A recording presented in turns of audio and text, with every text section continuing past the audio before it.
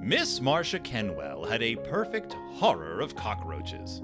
It was an altogether different horror than the one which she felt, for instance, toward the color puce. Marcia Kenwell loathed the little things. She couldn't see one without wanting to scream. Her revulsion was so extreme that she could not bear to crush them under the soles of her shoes. No, that would be too awful. She would run instead for the spray can of Black Flag and inundate the little beast with poison until it ceased to move or got out of reach into one of the cracks where they all seemed to live. It was horrible, unspeakably horrible, to think of them nestling in the walls, under the linoleum, only waiting for the lights to be turned off and then... No, it was best not to think about it. So before we start in on today's episode, I need to know, before you read this story, today's story, what did you know about the Roaches? Nothing. Okay. I think a little background is important for our listeners. The Roaches... Wait. We should do our intro. Well, before we do the intro, I need to get this out of the way. We're gonna forget to do the intro. The Roaches were an American vocal trio consisting of the sisters Maggie, Tara, and Suzy Roach. They were from Park Ridge, New Jersey. They started recording in 1973 and recorded all the way up until 2017 when I believe Maggie sadly passed away from breast cancer. They are related by marriage to the Wainwrights, making, I believe, Suzy's daughter half-sister to Rufus and Martha Wainwright. So the Roach McGarrigle Wainwright clan they're intricately tied up with beautiful voices, harmonies, acoustics, all that family, very talented. That's the Roaches. No, I just wanted to talk about the band The Roaches. We're talking about a story called The Roaches. It's spelled differently. The Roaches did get made fun of a lot for their name being The Roaches, but that's only because their last name is Roach, R-O-C-H-E. But that's beside the point. Today we're discussing Thomas Disch. Thomas Disch. The man himself, who died in 2008. Mm-hmm. Not unlike the music of the Roaches, which was destroyed in the Universal fire in 2008. Sad. It's all connected. It's all very sad, actually. Thomas Disch is a science fiction fantasy writer, horror writer, poet, playwright, critic. He is a novelist, wrote short stories. He wrote plays. He was once challenged by the Catholic Church to have a play taken down. He was a controversial subject. Born in 1940. By the time he was 17, he had graduated from high school, moved to New York City, worked for the Metropolitan Opera, and by the time he hit 18, he had already tried to kill himself. This would become a recurring theme throughout his life. He was openly gay. He started selling short stories in the 60s. And his whole life was lived. People seemed to love him. They thought he was a great guy. He lived in New York with his partner. In a rent-controlled apartment. His partner died in 2000. Oh my God, I want to say 2003. He went into a spiraling depression. He started worrying about money. They had gone bankrupt because of all the medical bills his partner had incurred. And then the landlord tried to kick him out of their rent-controlled apartment because the lease was under his partner's name. They went into all this legal stuff. He was on the verge of being evicted, and then in 2008 he committed suicide. It was a sad and terrible end. People, his friends, his fans, his family all said that he was in essence murdered by the medical system, by the landlord system, by the United States, the anti-LGBTQ plus mentality that he lived with his whole life. But through it all, he created a massive body of work, and I am looking at the Roaches. There we go. So many novels, starting in 1968 with the Genocides, all the way up through his 2008 The Word of God or Holy Writ Rewritten. So many anthologies, 2 plays, the computer game Amnesia, which I actually owned. Children's books. He wrote the novel of The Brave Little Toaster that the movie is based on. Wait, what did you say with the game Amnesia? He wrote a game called Amnesia in 1986. It was a text game, and I owned it. And I played Amnesia, and it was very hard. and very wordy. Yeah, he wrote The Brave Little Toaster. Brave Little Toaster Goes to Mars. Just a guy. And as you said last episode, known for his sort of satirical, almost parody-like writing at times. And this story that we are discussing today is gross. The Roaches. And that's not a metaphor. No. No. This is a nightmare story. How come? I don't like roaches. I want to ask you something about that, but before I ask you, we have to say what the story's about, because it goes in one direction. It actually surprised me. It's very short. It's a very short story. So why don't you just give us a brief rundown on the plot of this here story? There's a single woman who lives in New York. She doesn't like living in New York. Her apartment sucks. It's infested with roaches, but she can't really get anyone to do anything about it. She's terrified of roaches. She finds out she can control roaches with her mind, and she uses the roaches to get her neighbors she doesn't like evicted. And what happens at the end? She just invites all of the roaches into her apartment. And do we ever find out anything else? Nope. And that's literally that's the bare bones outline of the story. It's not long. No, it is. And it's fairly simple. Mm-hmm. Why do you find it so gross? I don't like roaches. Now, my question for you is, if you discovered you had the ability to control roaches with your mind, would that make it better or worse? I would just keep them away from me. Yeah. Because that's literally what she does. She tells them to go away. Yeah. Yeah. I'd be like, okay, cool. I know you're not going to hurt me. I still don't want you in my apartment. Right. But you'd be basically like Ant-Man. Yeah. Like, you could have them do things for you. I don't trust that my control over the roaches is infallible. There's a weird irony to this story, because she hates her neighbors. Absolutely despises them. She hates her neighbors mostly because they can't keep a clean house and roaches keep getting into her apartment. She also seems to hate the neighbors because they are immigrants. Yeah. the Shapolovs, Schchapalovs. I'll let you know right now. I looked this up. Shapolov, not a last name. The only thing that pulls up is this story when you search it. So this is a made-up name by Thomas Disch. I guess they're supposed to be Polish? I thought they were Czech. Are they Czech? Is that what she said? I think she says that she was listening to Czechoslovakian wedding chants at some point, and they were singing similar stuff. Awesome. So we know they're Czech. She is terrified of them, and she apparently inherited her fear of roaches. Although, as they state in the story, being afraid of roaches isn't weird. No. I mean, inherited probably in more of the sense of, your parents, when they freak out at something when you're really young, you kind of... Oh, do you have any experience with this? I don't think so. I think that your fear of bees is directly a result of the way I used to freak out whenever there was a bee literally within 15 feet of me. Oh, really? Damn. Yeah. In fact, Alana still reminds me of that. She's like, wouldn't act like that wouldn't be so afraid of bees if you hadn't been that way when... She says that about Mitzi, too. To be fair, I wasn't afraid of bees until, I left Hale. Only because at Hale you had a bee for a teacher. Exactly. Yeah, so you were used to it at that time. Then you lost. Yeah. You lost. Where does connection. my fear of flies come from? Flies are grosser than bees. Actually, I think that's more of a sensory response than an actual fear response. The way I managed to start overcoming my fear of bees and wasps is I watch a lot of bee and wasp removal videos on YouTube.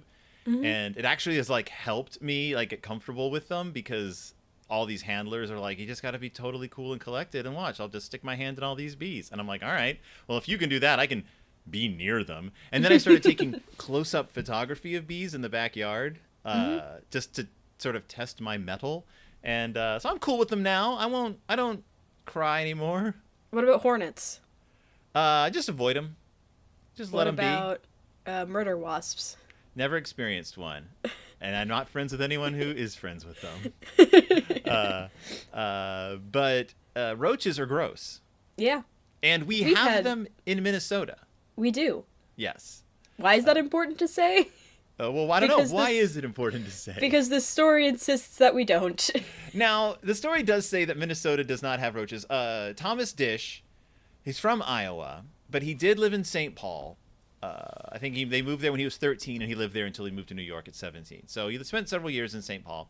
He actually has a whole supernatural series called Supernatural Minnesota, including The Businessman, A Tale of Terror, The MD, A Horror Story, The Priest, A Gothic Romance, and The Sub, A Study in Witchcraft. And they're all set in the Twin Cities.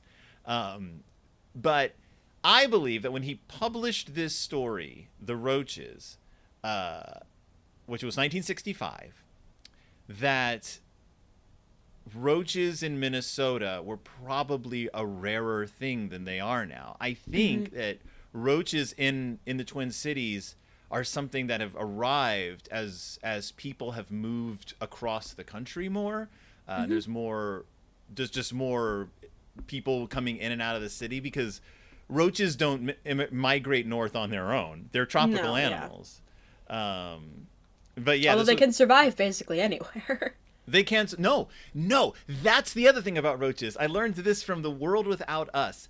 Roaches can only live in tropical areas. The reason they survive is because we heat buildings. Ta-da!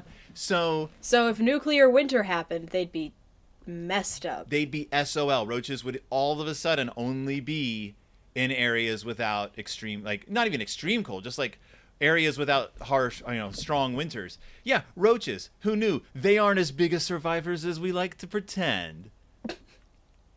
Get wrecked, roaches. Get wrecked. It's roaching That means all you time. have to do to get rid of them is turn your house off for an extended period of time and stay somewhere else. Yeah, like get the water out of your pipes, turn off all the heat in the middle of the winter, wait a few weeks, move back in. Yeah. Roach problem solved. Also, all your pets are dead. So this story was originally published in Escapade magazine in October of 1965. I tried to find a copy of Escapade magazine on the Internet Archive. I found a few issues. It's mostly naked women. So it's called Escapade magazine. Right, but magazines back then had all kinds of weird names. Plus, like magazines that are like nudie mags now or like in the 80s used to be like men's magazine. So it was like Tales of War and like How to Be a Successful Bachelor with a few dirty cartoons. Escapade was dirty magazine. Yeah. Couldn't find this issue, I mean, but that's where a lot of like horror and sci-fi like short stories originally got published. Yeah. Stephen King started out getting published in nudie mags, which is great for them. It's money in the bank. But yeah, it got published in Escapade. It's been republished in like all of like a bunch of his short story collections in a lot of anthologies. Can't imagine why a dirty magazine would want to publish this particular story, but it is weird. So she wants to move to New York City, which I assume is semi-autobiographical because that's what Disch did when he was young. Her aunt freaks her out before she moves. She's like, "Watch out for roaches." And she everywhere in New York, but it's more than roaches. Like she's afraid of everything. She's we're getting some Lovecraft. whimper of wimped dogs. This story was compared to the Whimper of Whipped Dogs in a review I read. Yeah. They said it's a more successful version of the Whimper of Whipped Dogs because it's not so like high on itself. It's not so high and mighty, and it's just mostly, but it's also like. It's also doing the same thing where it's like the city is terrible. The city is scary and terrible. That's just what people think of New York, to be honest. I mean, Disch obviously had a bad time in New York originally, so I don't blame him. I don't blame him because he's a member of the LGBTQ community. I also don't blame him because roaches suck. Roaches suck. I am from Houston, Texas. Okay. Roaches the size of, like, the length of my middle finger were a common occurrence in the house. Giant, black and brown, winged flying cockroaches that you could use as an eye patch if you were a pirate, would crawl out of the woodwork above the fireplace, hang out there, and we'd go, "A roach!" And my dad would get up there with his shoe and smack it down. You'd hear the crunch, because they crunch loud. And eventually we got a amazing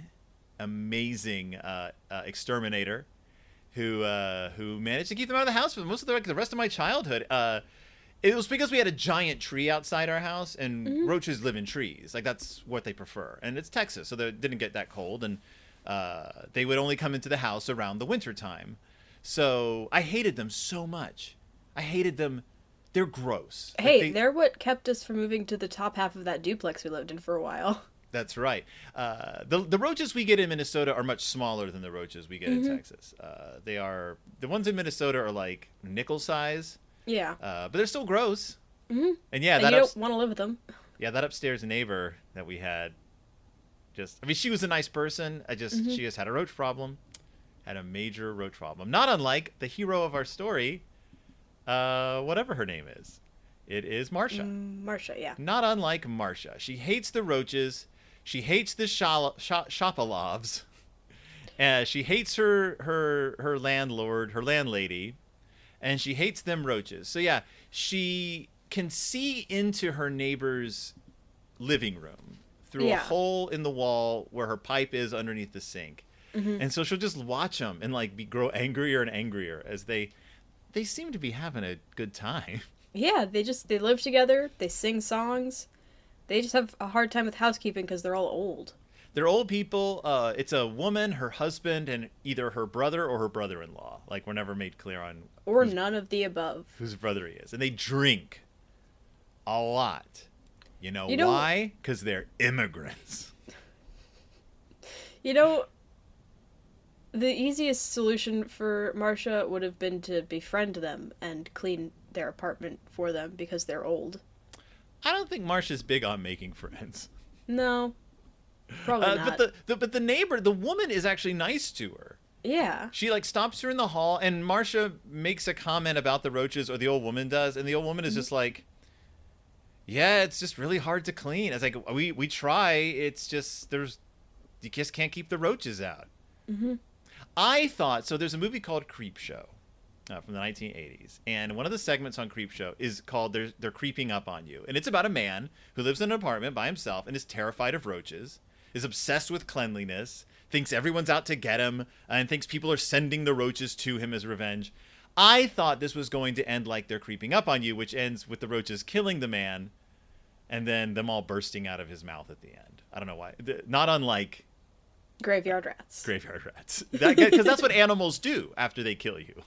Yeah. Clearly. I mean, some animals do burrow and nap inside of you because you're warm, but... I guess roaches...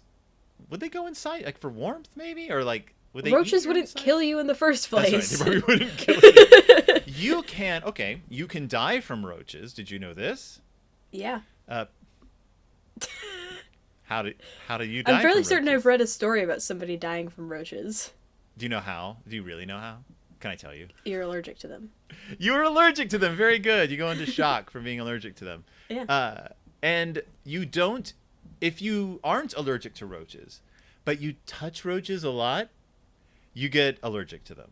You develop the allergy. You don't build up an immunity. You actually become more susceptible to roaches. So people who specialize in insect studies and roach studies eventually have to stop. Why didn't they cover this in Mimic? Because many of them develop an allergy. And here's a funnier part of that. I learned this a long time ago. People with a roach allergy have to be very careful where they buy their coffee. Yeah. Because enough roach parts are allowed in pre-ground coffee, not bean coffee, but pre-ground coffee, that people with a roach allergy can go into anaphylactic shock or whatever from drinking roach coffee. I think it's amazing. Now disgusting. You know how to kill an insect person. Yeah. Give them Folgers. Just wait. They should have covered this in Mimic. That would have been awesome. If one of the scientists had encountered the creature and gone into anaphylactic shock. Maybe if there's ever a Mimic for Knives Out crossover. Yeah. That could be the solution. Wait, they fed him a roach coffee. It's my Benoit Blanc impression. It's very bad. Roaches, we love them. They're great. Yeah, They have little they're faces. awful. Did you know that if you touch a roach, it'll run away and clean itself? Roaches! They hate us. They Good. think we're gross. Good. They're covered in dust, roach dust. That's what makes us sick from them. Roaches, they fly. If you give a roach a shower, will you still be allergic to it afterwards? If you give a roach a shower, he'll ask you for a towel. That's what I was gonna. If you give a roach a towel, he'll ask you for slippers to wear with it.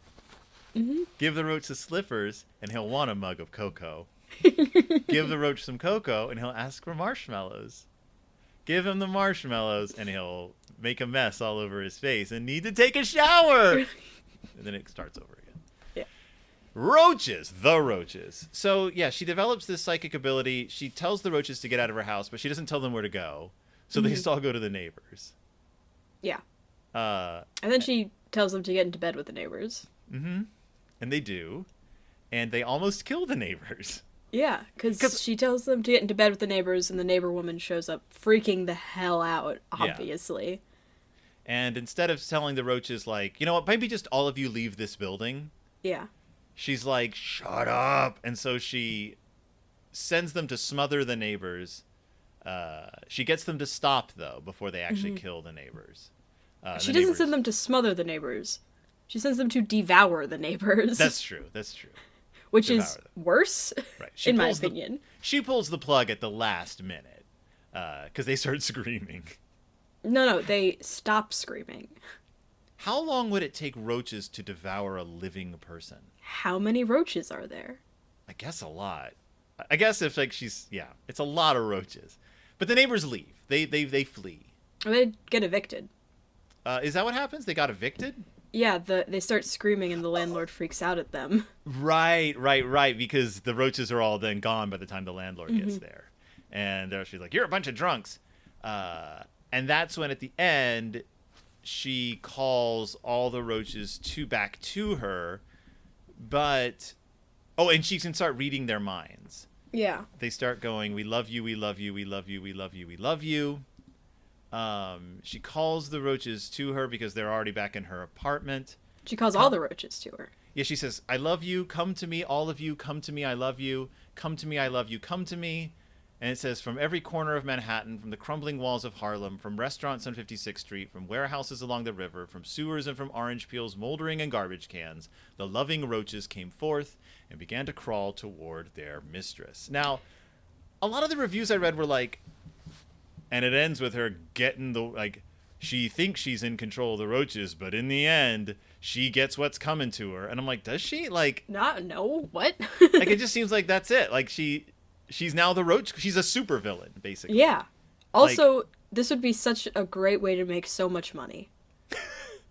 Well, you mean by pulling a dragon heart?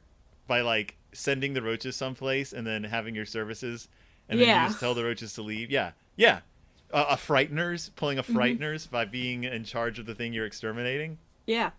Also, do you think that it's only the roaches in New York that she's calling?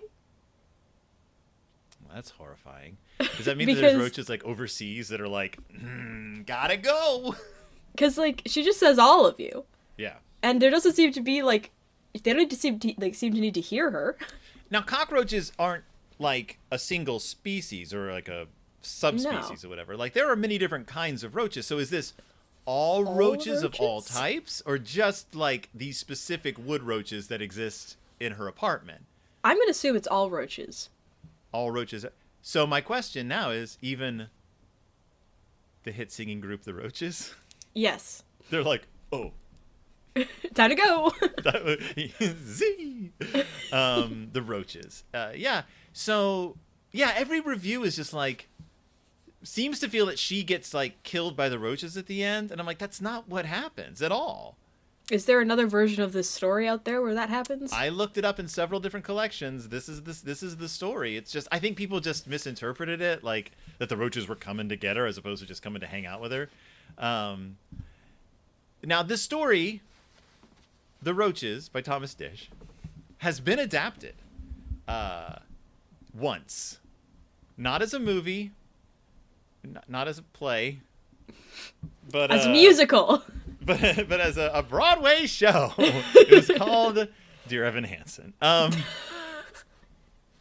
No, it was into a comic book in issue number 2 of Marvel's Monsters Unleashed. And Monsters Unleashed is a famous comic series. Do you know who one of the more famous characters who appeared in Monsters Unleashed is? Frankenstein. Yes, but Marvel's Frankenstein, but keep going. You know anyone else? Dracula. Closer. Morbius, the living vampire. The Morbius himself appeared in Monsters Unleashed from time to time. It was a comic book of it would have several stories in each issue, but also like it would have photo essays about like famous monsters of filmland. So there's like this one has like the history of Karloff's interpretation of Frankenstein with like a bunch of photos and stuff. Interesting comic magazine, but they adapted this story, The Roaches, because roaches are monsters, I guess. Next Morbius movie is Morbius v. Roaches. I would pay money. I would take you to see it. Yeah. I would take you to see it. I'm going to show you though the way they portray. This is what she looks like in the story. Okay. I don't.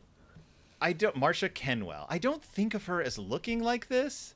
Mm-mm. Like they make her look, I don't know, mid 40s, like a harridan, like a librarian type, like with thick glasses and like a severe bun. No, she was in her 20s. Yeah. This woman looks far too old. And she was in her 20s, and that's why she was living in shitty apartments. Yeah. Or bad apartments. It also does the thing where it shows her like being afraid of like people of ethnic minorities by making the ethnic minorities look scary, which to me undermines the fact that a lot of this is supposed to just be her own prejudice. Like this, there's 2 black guys. One guy's his shirt off and is like staring at her, and one guy's like creeping out of a dark doorway. And then her neighbors, the Shapolovs, look like demons. They look like horrible goblins, with warts on their faces and broken, missing teeth, and that's how they were described in the story. But like to me, that's like kind of in her head. Like she's amplifying everything because of her fears of the unknown. This is a terrible picture of her. What? This picture of her in a skirt? No, the one on the. Oh, So yeah, I mean, it's the artwork is competent. It's exciting. It looks like many a pulp comic, like a horror mag comic. It follows the story pretty closely. In this comic book, the neighbors the neighbors are her landlords. Mm-hmm. So it kind of ties that all together. And they fight a lot more in the comic. But yeah, they're covered in warts. Yeah, they only mentioned them fighting once, I think. And she says arguing, but we have no way of knowing if that's what they're actually doing. She sleeps in her glasses. But what was I going to show you? Oh yeah, so in this version though, she sends the roaches to their house, go to them, the roaches attack, and actually do kill them. Mm-hmm. And she's like, "That's the end of my roach problem." And then the roaches all say, "We love you, Marcia." And she calls to them, but they add an ending. They began to crawl towards their mistress, and look at the final panel. Mm-hmm. She had time to scream, but only once. So they actually add the... Now I'm like, did I miss a line in the short story? I went back and checked. I was like, wait, did I forget that she died at the end? No, she doesn't die at the end. No, she doesn't. Because there's no reason to, because they love her. Yeah. Like, if she saw the roaches and didn't want them there and started screaming, she would just be like, please leave. Because she tells them at one point, wiggle your antenna, and they wiggle their antennas. And then she makes them dance, and they dance. Like, she's in charge of the roaches. Mm-hmm. Yeah. So I want readers, please write your own sequel stories to the roaches, because I want to know what her adventures are. I want I want Roach Girl versus Ant-Man. Yeah, this is Marvel. They can bring her back. Marvel, please. This is the story we all want. Yeah, did Marsha Kenwell ever fight Morbius? She would I guess win. not. They're yeah. in New York City in that movie, right? No, they're in San Francisco. Right. Well, Wrong coast. I'm sure there's plenty of roaches in San Francisco as well. Yeah, there are. There's a Frankenstein story in here too. Marvel's history with Frankenstein is so weird. Like, he started out as like a threatening monster, then they turned him into a goofy comic character, and then he went back to a horrific like the Marvel's Frankenstein is like there's been a book written about it. Like, it's that like in depth. But unfortunately, no books written about the Roaches. Except for this one. Except for this one. This is it. This is the only adaptation of the Roaches. I was like, there has to be a TV episode of something based, but there's not. Well, there's like versions of this story and other things. Like in Smallville, the bee lady. You're right. And I guess, like, if you do this story, you have to have a lot of roaches. And nobody wants to deal with that. Nobody wants to deal with all those roaches. What is like that? Like, Mimic, I think, You was would the last be time. allergic to them by the end. Yeah. Or or now you would probably just do CGI roaches, but what's It's not the the point same. then? It's not Yeah. the same. It's not the It's same. not the same as having a bunch of actual real life roaches on a movie set. Yeah. You also would have to probably get a lot of permits to infest a movie set with roaches. Yes. It's weird. David Hartwell describes this story in his intro as being... it becomes the basis for particularly ironic drama of abnormal psychology, one which might be compared to Stephen King's Carrie as an example of horror in a science fiction frame. And I'm like, this is nothing like Carrie. Except, like, I guess she kind of gets revenge using psychic powers, kind of, but I wouldn't call this a science fiction story. I wouldn't call that revenge. Yeah. But it's not sci-fi either. She gets magic powers and can control roaches with her mind. Where do you think she got the magic powers from? That's one thing they never bother to tell you. I guess maybe if you're super afraid of something, you develop mind powers over it. Where's my mind powers over flies? Huh? Maybe you have them, you just haven't asked nicely yet. They do seem to show up wherever I go. They do show up because they love you, we love you, we love you, we love you. I wouldn't even tell them to get away from me at that point. I'd be like, please go throw yourself in a volcano. They would. Please. Can a fly to a volcano? They would die on the way there, and I'd be just as happy. You should send in a question to Randall Monroe at XKCD and be like, can a fly to a volcano? All right, from Minneapolis, Minnesota, Right. would a fly be able to make it to the nearest volcano to fall into it before? Right. Would it survive the trip? And that's The Roaches by Thomas Disch. Thumbs up, thumbs down, thumbs up, thumbs down. It was a good story. It was entertaining. I would never read it again. Yeah, I mean, and again, it's quick. It takes like minutes to read. It's mostly just her complaining about things. But yeah, it's enjoyable. It's fun. Yeah. Do you know what our next story is? Dun dun dun. Do you know what the next story is? Bright Segment by Theodore Sturgeon. Bright Segment by Theodore Sturgeon. We haven't read any Sturgeon yet. No, we haven't eaten any sturgeon yet either. Nope. I haven't listened to Like a Surgeon yet. Haven't caught one in Animal Crossing anytime recently. What else rhymes with surgeon? Sturgeon. Mergen? If that fly makes it to the volcano and throws itself in, I hope it's a virgin. This is getting ugly. So yes, next time on The Dark Descent, Bright Segment. It's referred to on the Internet Science Fiction Database as a novelette. I don't know what that means. A novelette. But it doesn't seem like a novelette. It's like 20 pages long. What's the difference between a novelette and a novella? I don't know. Time to Google it. I guess we'll find out. But yeah, so join us next time for Theodore Sturgeon's Bright segment. Read ahead if you like. You can find us on Twitter at Del Toro Time. You can find us on Facebook at It's Del Toro Time. Tell your friends, tell your family members, tell your loved ones, tell your exes, tell your uncles, tell your aunts, tell your roaches.